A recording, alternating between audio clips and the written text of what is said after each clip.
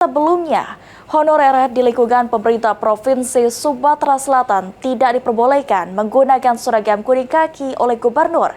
Kini, giliran seluruh honorer di Sumsel dibolehkan oleh gubernur untuk menggunakan seragam kuning kaki.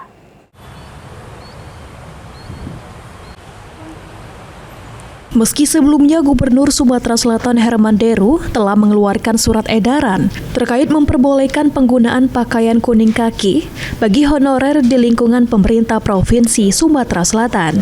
Kini, Gubernur Sumatera Selatan Herman Deru kembali mengeluarkan kebijakan baru kepada seluruh pegawai non-ASN atau honorer di kabupaten kota se-Sumatera Selatan untuk mengenakan seragam dinas berwarna kuning kaki pada hari kerja Senin dan Selasa. Hal tersebut dilakukan oleh orang nomor 1 di Sumatera Selatan agar tidak membedakan kasta atau tingkatan di antara pegawai ASN dan honorer dalam pengabdian terhadap negara. Selain itu, kebijakan yang diambil merupakan bentuk penghargaan atas dedikasi tenaga non-ASN yang selama ini turut mensukseskan roda pemerintahan di Sumatera Selatan.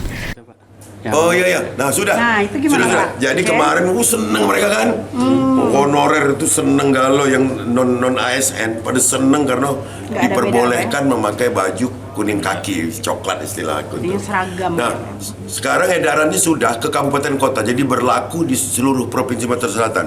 Tenaga non ASN boleh memakai pakaian kuning kaki. Artinya sudah berlaku saat ini, Pak ya? Sudah, mulai sudah kemarin berlaku. sudah diedarkan Pak Sekda. Untuk kabupaten kota juga seluruh Sumatera Selatan. Jadi Ditambahkan Herman Deru, identitas pegawai tidak semata dinilai dari status kepegawaiannya, melainkan dari semangat pengabdian dan integritas kerja. Sehingga dengan adanya keselarasan seragam, diharapkan semangat kerja kolektif dapat terbangun semakin kuat. Eki Saputra, PAL TV.